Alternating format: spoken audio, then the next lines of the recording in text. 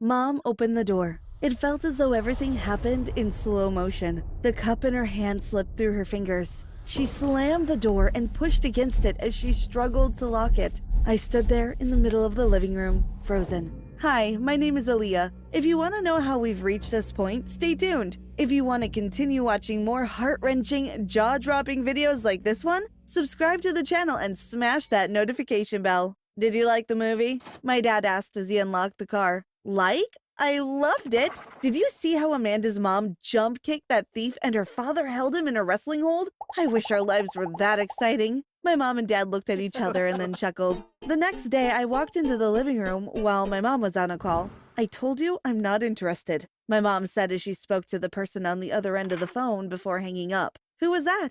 Oh, just some random salesperson trying to sell me something I no longer want. Can we go by Uncle Sven on Saturday? He sent me a picture of the new monkey he got. He's so cute. My mother looked at me nervously. I'll have to speak with your dad, okay? Then, without another word, she walked out of the room. Just as I picked up my phone to call my dad about heading to Uncle Sven on Saturday, he called. Hi, Dad, I was just... Listen to me. I can't get your mother on her phone or the landline. Get your mother and leave the house now. My phone went dead. Just as I was about to call my mother, the doorbell rang. Mom opened the door. It felt as though everything happened in slow motion. The cup in her hand slipped through her finger. She slammed the door and pushed against it as she struggled to lock it. I stood there, in the middle of the living room, frozen. As soon as my mother locked the door, she grabbed my hand and dragged me towards the kitchen. Just as her hand stretched forward to open the kitchen door to head to the garage, a man walked in. Hi, Leslie Ann. It's been a while. Mom, what's going on?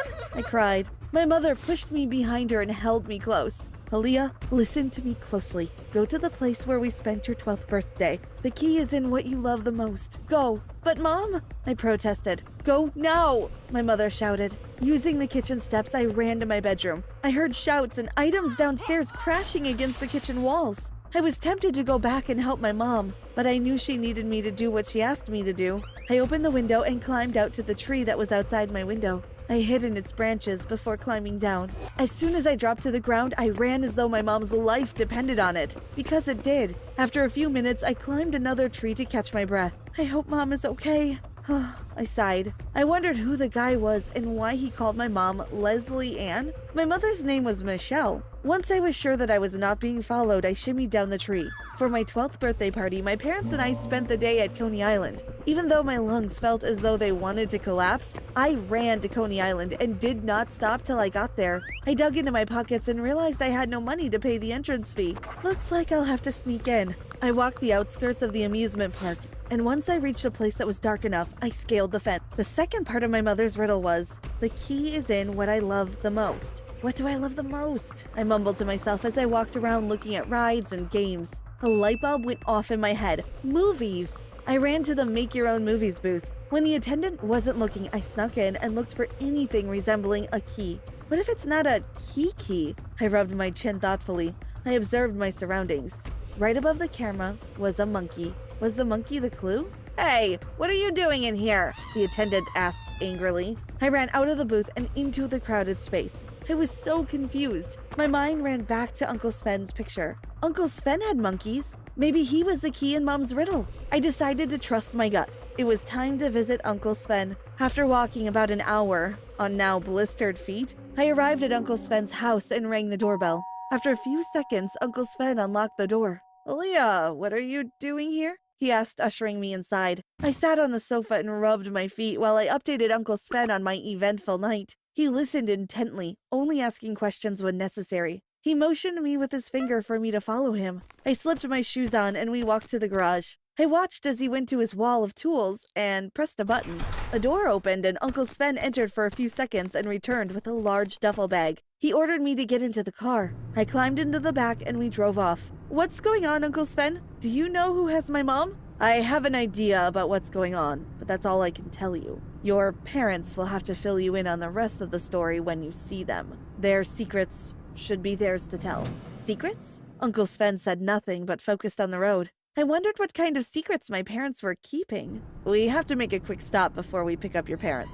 He winked at me. We drove onto the Churchill Roosevelt Highway and Uncle Sven stopped under a flyover. A few minutes later, a large man jumped in the passenger seat. I felt as though his presence engulfed the interior of the car. Aaliyah, this is Grizzly. Grizzly, Aaliyah. Hi, I said politely. So, this is Leslie Ann's baby girl, Grizzly said, looking over at Uncle Sven.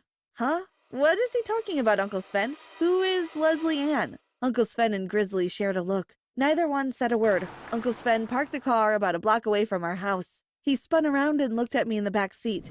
Stay here, stay low. No matter what you see or hear, do not leave this car. Understood? I nodded and watched as Uncle Sven and Grizzly armed themselves before exiting the car. About 10 minutes later, Uncle Sven and Grizzly returned with my parents. My dad had a black and blue eye, and my mom had a busted lip. I hugged my parents.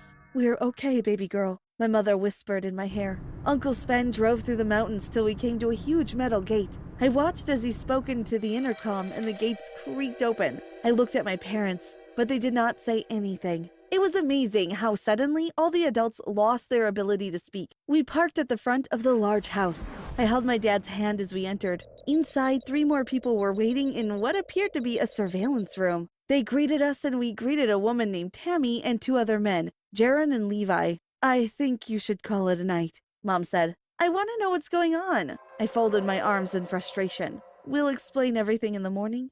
I promise.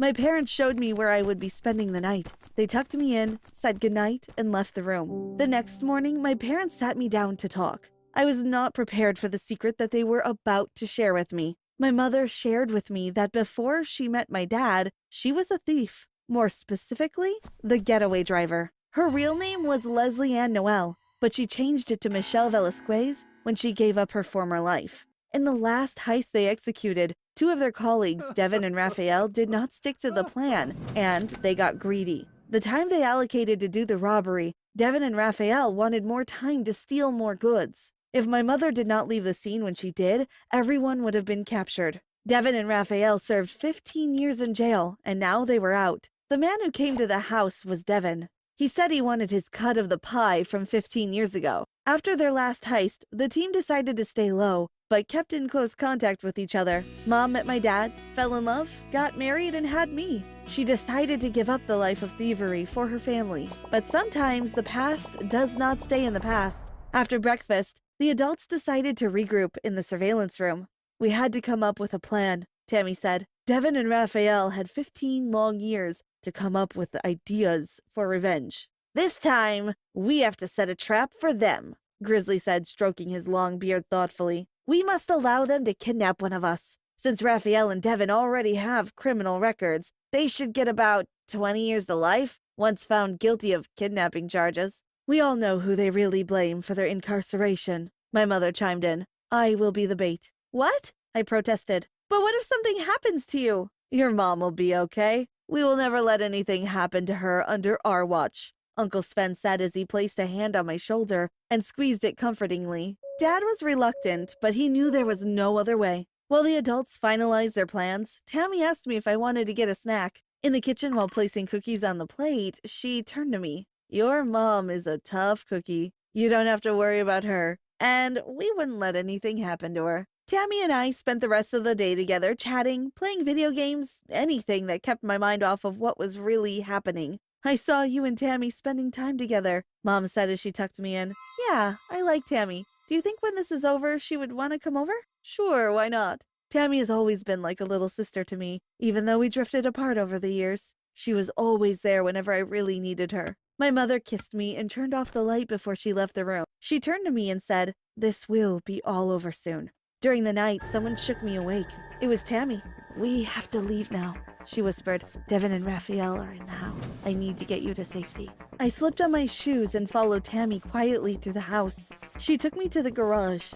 Suddenly, a bag was over my head and I was being shoved into a vehicle. Help! Help! I screamed as I gripped the sides of the vehicle. I fought, but it was not strong enough. I was overpowered. I felt something sharp go into my arm. I felt drowsy and blacked out. When I woke up, I was chained to a bed in a small room. Sitting in a chair next to me was Tammy. Tammy, what are you doing? I asked as I tugged the chain, taking everything that little Miss Leslie Ann holds dear to her. Tammy cackled. I also wanted children, but when Devin, you set up my mom after she trusted you? Devin and Raphael trusted Leslie Ann, and it got them incarcerated.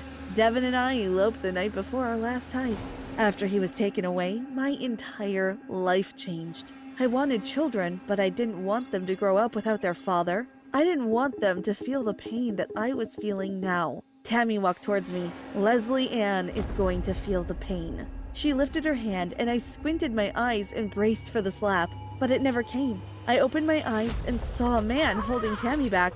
"Tammy, what are you doing? This was not part of the plan." "This was part of my plan, Raphael. Getting rid of Leslie Ann's little brat? I waited years for this. We need to get back to the task at hand. We need to repay Leslie Ann for the life she bestowed upon us when she abandoned us. We'll take care of the brat after." "No!" I screamed, but there was nothing I could do. Tammy and Devin walked out of the room and locked the door behind them. I spent most of my time in the room, in and out of sleep, worried about my mom. I'm not sure how many days I spent in that room before I heard loud explosions, rumblings, and yelling outside the door. I watched as Uncle Sven entered my room. He unlocked the chain and scooped me up. I could barely keep my eyes open, since I was not given so much as a cup of water since Tammy captured me a few days ago. Later, while recuperating in the hospital, I found out that Devin and Raphael were captured, but Tammy was still at large. "Don't worry, Aaliyah. If she tries anything, this time we will be ready for her,"